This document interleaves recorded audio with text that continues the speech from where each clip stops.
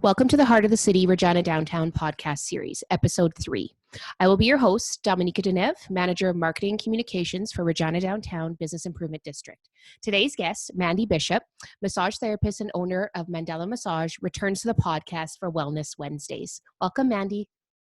Hi, Dominika. Thanks so much for having me on the podcast again this week. You're welcome. I'm super excited to continue with these self-care strategies you have. Yeah. So I'll give everyone just a quick what today's about. So Mandy's joining us again today, like I said, to do another self-care strategy. These self-care strategies can be applied to both your business and personal life. And today's strategy is going to be a discussion on leading by example with grace, gratitude, and calm. So I'm super excited to hear what this is all about. So I'll let you kick it off, Mandy. Perfect. Thank you. So today is a little bit more free form than our previous Wellness Wednesday topics or last Feel Good Friday.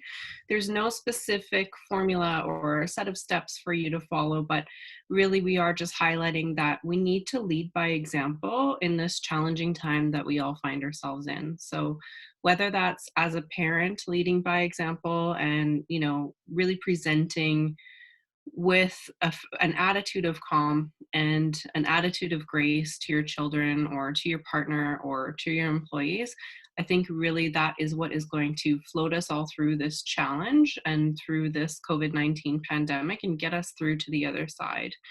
I think it's human nature for us all to feel like we want to be able to control this situation in some way, and that can manifest itself in a lot of different ways. It can affect our mood, it can affect our behaviors, our relationships, how we relate to one another. But at the end of the day, it's out of our hands. And so the biggest thing to do, I think, is actually just to stop, do a little self-check, check in with yourself, just see how are you managing this. Do you find that you're holding on to stress unnecessarily? I mean, of course, it is a stressful situation, but can you take a step back? Can you accept that there is a limited amount of the situation that you can control? And then how freeing is that to allow you just to focus on what you can control in that moment? So leading by example with grace, gratitude, and calm is just that. So, in our Feel Good Friday session last week, we did talk about gratitude practice and how that can actually boost happiness, and it can also improve relationships as well. So it's a great tool if you do find yourself overwhelmed to just pause, kind of take a mental stock of how you're feeling and think about what's one good thing that's happened today, and that should help to get you grounded and be able to move forward with the rest of your day or the rest of your tasks or whatever it may be, just on a more balanced keel. Absolutely. I'm going to jump in for a second because you said a lot of good points. And as you were mentioning it, I was like writing notes to remind myself because I'm like, this happened over the last few weeks. And I know over our discussions over the last few weeks with yourself and we were discussing, like emotions and feelings and all of that. And I thought I was doing quite well. And I still think I am for like trying to handle what's going on and dealing with the emotions as they come. But last week, as you know, on Friday, I kind of had a really emotional day. And one of my good friends lost her father. And I found out that day, and it just brought up these emotions that they're always there, but they're just, I think just with everything happening, you kind of suppress them a bit because you're like, okay, I'm just trying to get through the day and work as hard as I can. And, be part of the bid and help our members and just do all this. But then after a while, even though it's really good work and you're proud about it, it wears on you, right? Like you get tired and having to be creative. And after a while, you just get so involved in it that maybe you do push those emotions to the side. And I think Friday, I kind of had one of those, it was Good Friday, it was a day off, and something family-wise hit home. And it reminded me of like when my grandmother passed away a year ago, and it just was like brought up all these feelings. And I think some of it wasn't related to this current situation. It was just related to everything that we've been dealing with over the last month. Right. And it was just, it was a lot. And so I just really, it's a good reminder, I think, that you're bringing this up to lead by example, is because we always talk about, you're talking to your best friend and you're like, okay, if you're having a bad day, what's going on? And you want to figure it out. And you're just like, okay, it's better to deal with your emotions. And I always talk about that too, but some days we forget and we just push through. And I think we just have to remind ourselves, like, it's what would you tell your best friend in this situation? Or what would you tell someone you love in this situation? If that's what you're going to tell them, then you have to remind yourself to do the same for yourself. Right. So that's kind of what I took out of what you just said to me, is like that hit home, with kind of that part of self-care with me, right? Like dealing with emotions as they come, not suppressing them. And I think I did that for the last 3 weeks a little bit. And then it just all of a sudden something triggered personally, and it was like, oh, here comes the waterworks.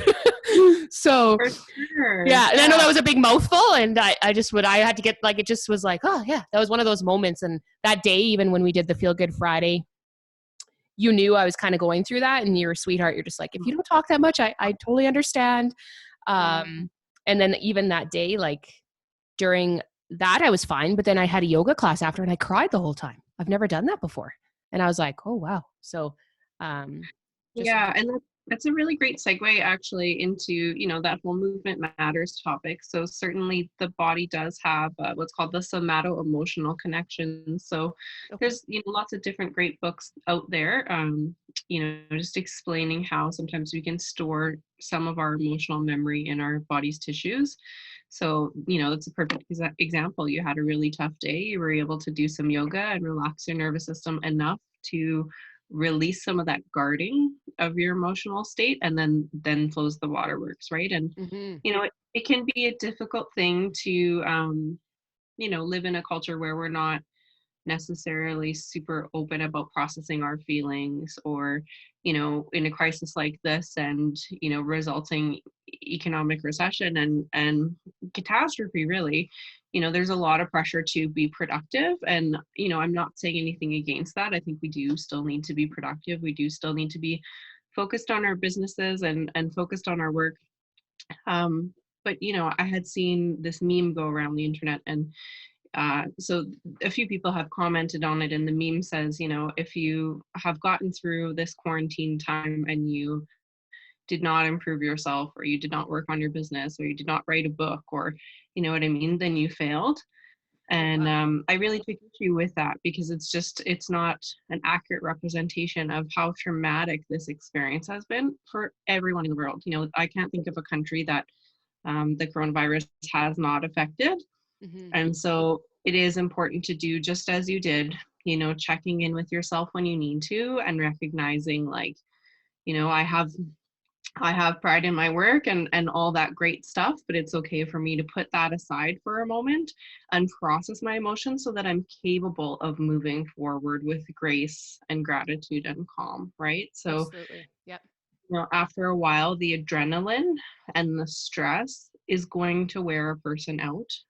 So if we're always go, go, go, and 5 cups of coffee a day, and, hammering on the laptop, day and night for 7 days a week to try and salvage as much of the situation as we can. I mean, I get it. I've been there.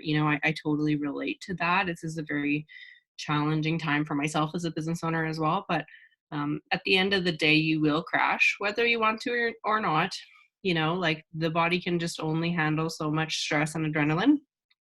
And so it's just important to make sure that you are doing those self checks, every day. How are you feeling? What are your needs today? And then just sort of add it to your list of priorities, the same way that you would prioritize, okay, I need to take chicken out for supper, or I have a deadline with this project, or my kids have a homework assignment, whatever the case may be. And then if you're like, you know what, I'm really feeling like today I need 10 minutes of calm, and I need to go say a prayer, or I need to have a bubble bath, or I need to go do some yoga, just making sure that you are still prioritizing your own needs, because that is really the tool that's going to get us all through this.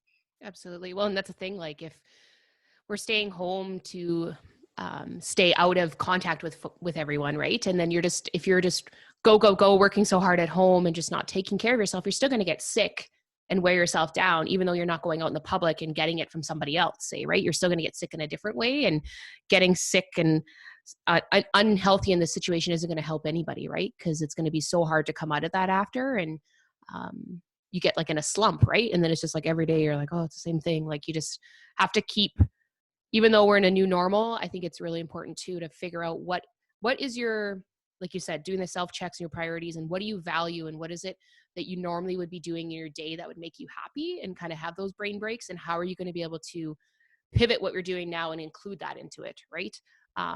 So I definitely think that's super important.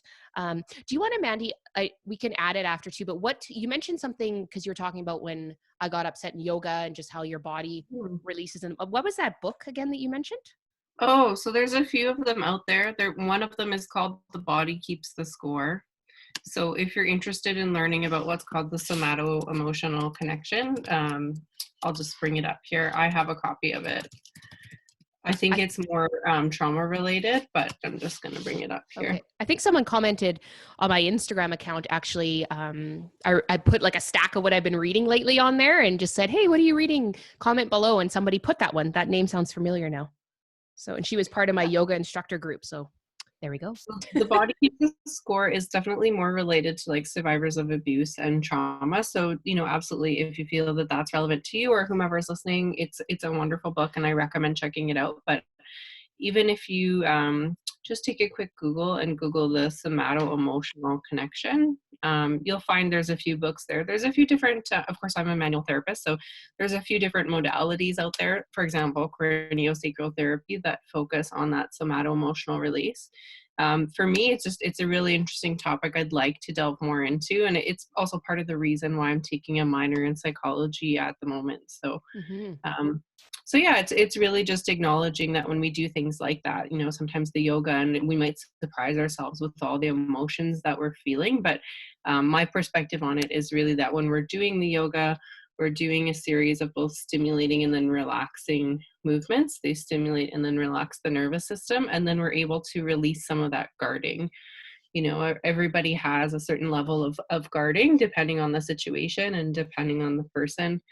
Certainly all the stress that we're under in this circumstance really causes us to have that guard up. And then when we do something like yoga, it really allows the brain to say, okay, I can process my emotions now. I feel safe. And so that's a really important note, just making sure that you are giving yourself the tools to do that.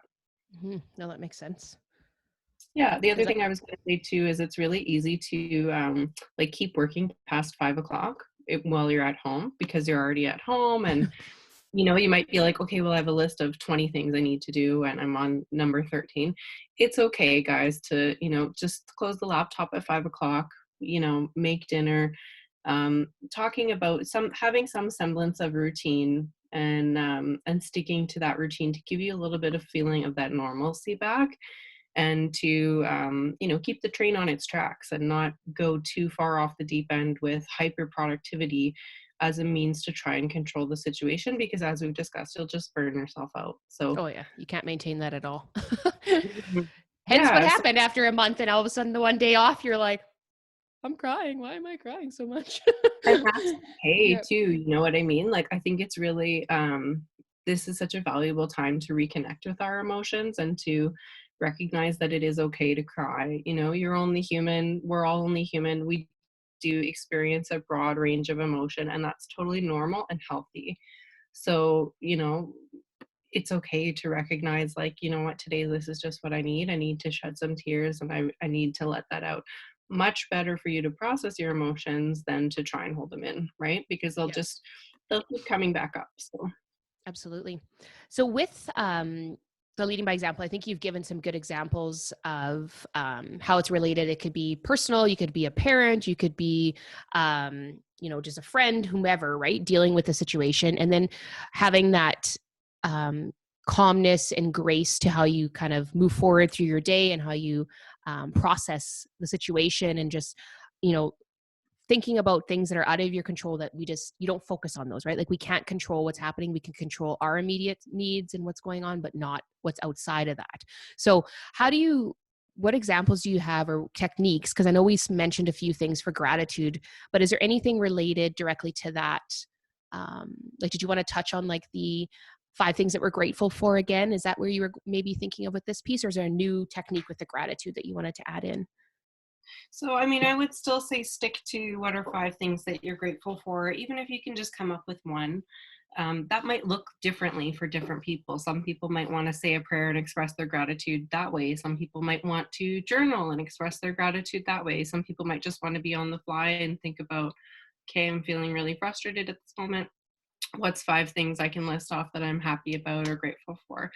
It's really just taking stock of what you do have, taking stock of the positives, because I think in this situation, it's really easy to get overwhelmed by the news and everything else that's going on, and lose sight of the good things that we do have. So one thing that I did want to say in terms of leading by example is, say for example, you have a friend reach out to you that needs your support, similar situation that you were in. So I think the biggest thing to recognize is that we don't have all the answers. And what's really important in supporting others in our relationships with them is recognizing that they're not necessarily always coming to us for an answer, right? They might just be coming to us to hold space for them.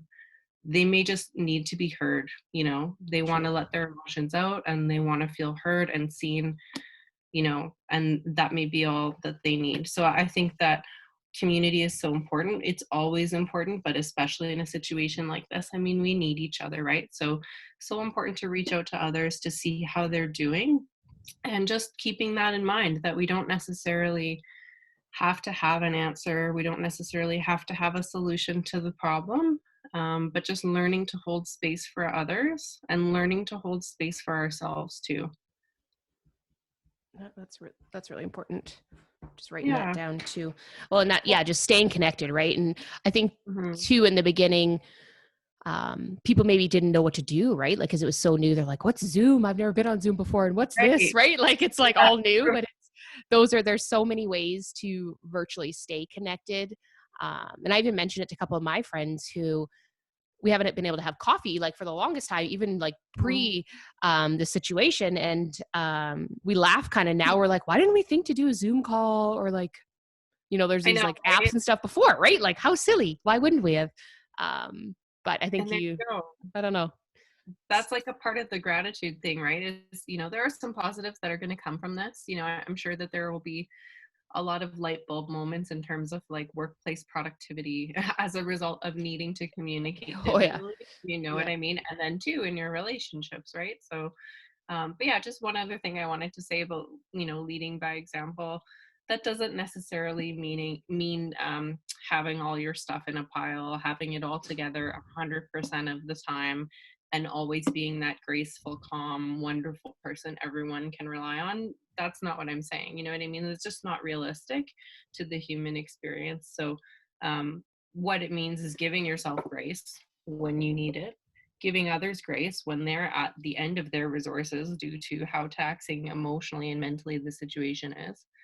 And then just, doing the best you can in every moment, like choosing that grace, choosing that calm, and using your tools like we talked about, using some of the breath work exercises that we discussed last week, using gratitude to keep you grounded, all that kind of stuff. And just, I think that this experience is really going to challenge all of our communication skills in a really healthy, positive way if we let it, So I think it is really just about reconnecting to self and building self awareness, so that you can manage this difficult time, manage your emotions without it having, a detrimental effect on your mental health or on your community or on your social circle.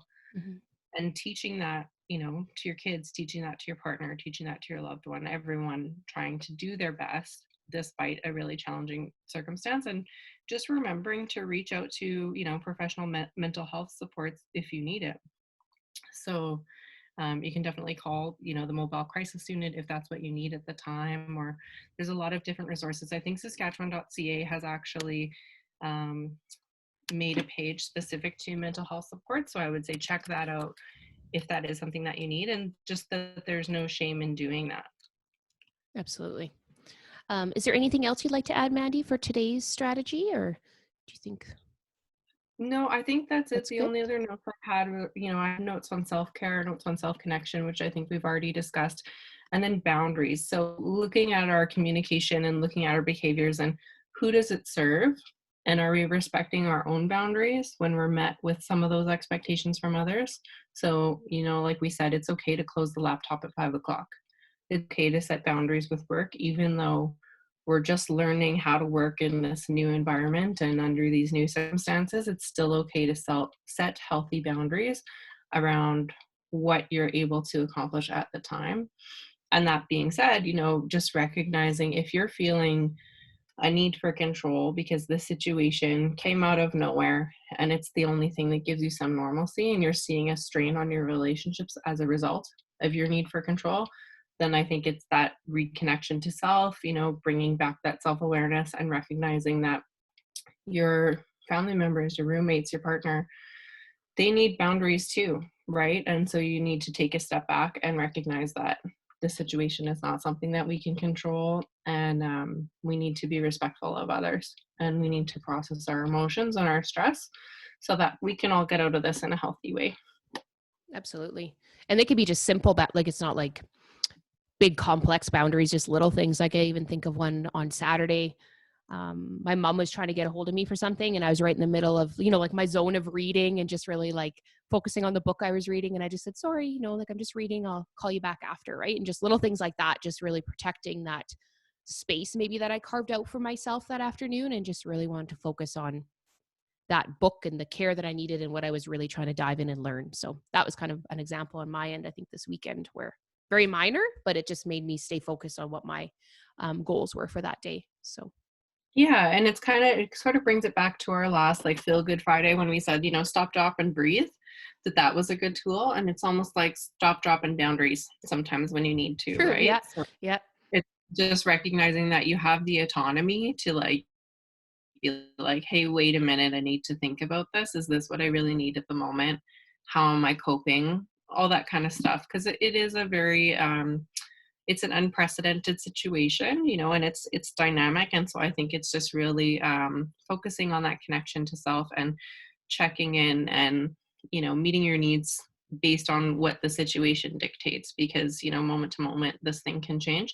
I will just say that at the end of our little podcast here, I have gone on to the Saskatchewan.ca website.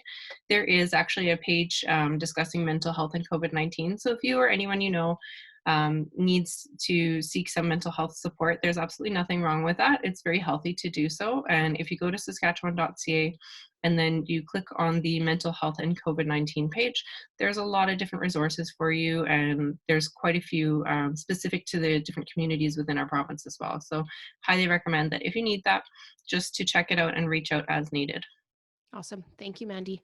I just want to touch on too, we brought it up a few times in the podcast, but if anyone missed it, we did kick off last week Feel Good Fridays. So right now, the special guest is Mandy, and what's happening is her and I are meeting at 1 p.m. on Fridays. You can make your favorite cup of tea or coffee and just join us for a quick little coffee break discussion. So this Friday on the 17th, the topic is going to be the importance of routines.